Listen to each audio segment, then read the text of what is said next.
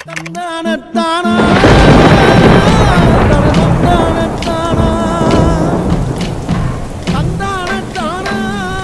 19 தடவை முயற்சி பண்ணியாச்சு, எதுவுமே நடக்கல. ஆமா, எங்களுக்கு இந்த வாட்டியும் நடக்கும்னு எந்த நம்பிக்கையும் இல்ல.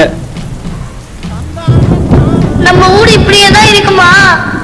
நம்மள ஒருத்தர் தலைவராகவே முடியாதா? நம்மளெல்லாம் ஆகவே விட மாட்டாங்கப்பா. நீ எல்லாம் மாத்து, ஒருத்தர் வராமலா போயிடுவாரு.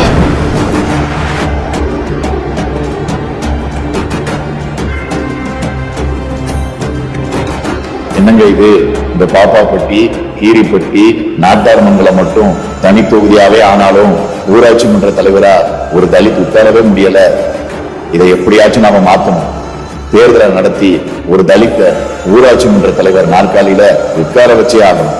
சார், அந்த ஊர்ல தேர்தல் நடத்துறது தேன் கூட்டுல கை வைக்கிற மாதிரி. யார் எதிர்த்தாலும் எத்தனை தடை வந்தாலும் நான் உறுதியா இருக்கேன். அங்க கட்டாயம் தேர்தல் நடக்கும். யார் தடுக்கிறான்னு நான் பாக்குறேன்.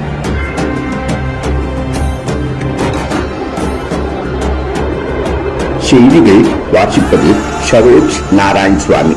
உள்ளாட்சித்துறை அமைச்சர் திரு மு.க. ஸ்டாலினின் முயற்சியின் பலனாக நடைபெற்ற பாப்பாப்பட்டி உள்ளாட்சி தேர்தலில் பெரிய கருப்பன் வெற்றி பெற்றார்.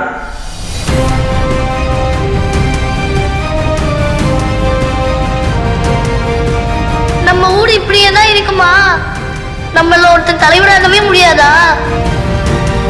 நீ எல்லாம் மாத்து, ஒருத்தர் வராமலா போயிடுவாரு.